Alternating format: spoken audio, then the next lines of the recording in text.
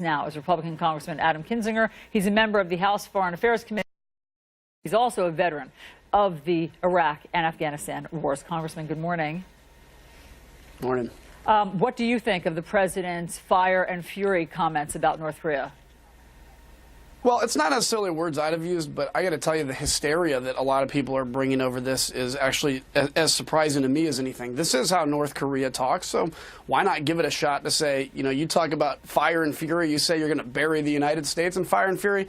Hey, we got some fire and fury for you, too, if you want to play that game. And then there's this hysteria of a reaction that somehow this is going to lead to, you know, some kind of a race for nuclear weapons. Look, it has been not saying fire and fury, and frankly, pretending like the North Korean issue was going to be contained that led us to where we are today, which is North Korea with an intercontinental ballistic missile. We now believe that they can miniaturize a missile upon that, and we find ourselves in a pretty frightening position. And so I don't think the rhetoric's a huge deal. What I get concerned about is having listened to, for instance, your prior guest say, politicians just need to admit to the American people that North Korea is going to be a nuclear state and get on with it. It's that kind of defeatism that actually has me a little concerned. But what's the choice? I mean, the news is in the past 24 hours that they have produced this miniaturized nuclear warhead, and we have seen them testing these intercontinental ballistic missiles. What other option is there than to, I'm sorry, but sit idly by as they take these steps?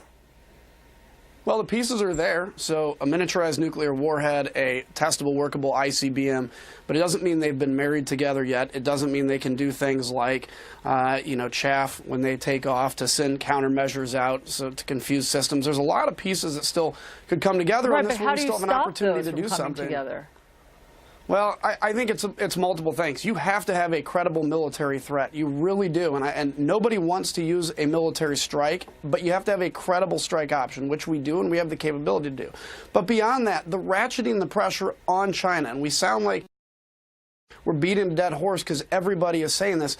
It really is the key, and it's changing Chinese calculus from saying it is in our interest to have a, quote, buffer state between South Korea and us than it is to actually engage. You do that by secondary sanctions against Chinese financial institutions, Chinese businesses. You ratchet that pressure in, and I'm willing to go to talks if, in fact, we see that that's the way to go. But what I get concerned with is not saying that we're afraid that someday we could get to where we just have to accept the status quo. It's that I've heard people talking on all the news today saying basically we have to already accept it, and that to me is I think a place we ought not be yet. It's interesting to hear the different rhetoric between President Trump, the fire and fury comment, and then Secretary of State Tillerson saying Americans can sleep well tonight. Where are you on that spectrum? So I guess I'm in between. I'm in the sleep well still. I think, you know, we have very good technological capability to be able to defend ourselves. That's something we have to continue to invest in. I know we have a credible military option in North Korea. It would just be a very bloody one.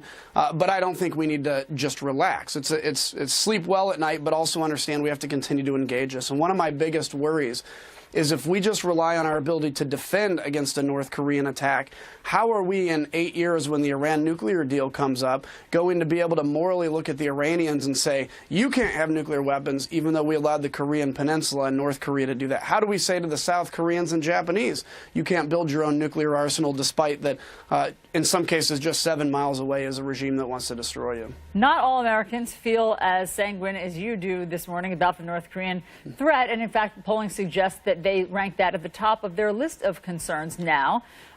Is it time for the president to make a public address to the nation? I think so. And keep in mind, I've never heard President, and I'm not a look back and blame guys in the past guy, but I think it's important to note, I've never heard President Obama give an Oval Office from this. He might have, I just don't remember it. I do think President Trump could do everybody a favor by giving that address, laying out where they are right now, laying out our plans for the future, making people feel safe, but also understanding we have to pay attention to this. I now personally consider North Korea the #1 threat, and it's not because Russia, which I did consider the #1 threat, has fallen any. It's just this has been elevated above it. So not just in North Korea, but in the world, we find ourselves facing a lot of challenges that I think left, right, in between, every American needs to hear what our plans are, and I think that will help everybody feel safe. The president has not given an address, but he has just tweeted this morning, and I just want to read it to you to see if you understand it. My first order as president was to renovate and modernize our nuclear arsenal. It is now far stronger and more powerful than ever before. Has the president modernized and made the nuclear arsenal stronger in the past 6 months? Well, I'm not sure what I can say about that and can't, so I'll just say this. It is a priority, and not because we necessarily want to double the size of our nuclear arsenal, but having an effective, efficient, and safe nuclear arsenal with good controls and everything is much more of a deterrent than the problems we've seen, frankly, 10 years ago through the military and through the through Stratcom, Right. where we had missiles in essence But dropped. has that happened? I guess is yeah, the there's. I don't know. I think it's in process. I think there's modernization in terms of how, but money has been put into modernization. Truthfully, I don't know where that actually is in the pipeline right now. Okay, Congressman Adam Kinzinger, thank you. We always appreciate your perspective as a veteran as well as lawmaker. Thanks for being here. Bill. Anytime. You bet.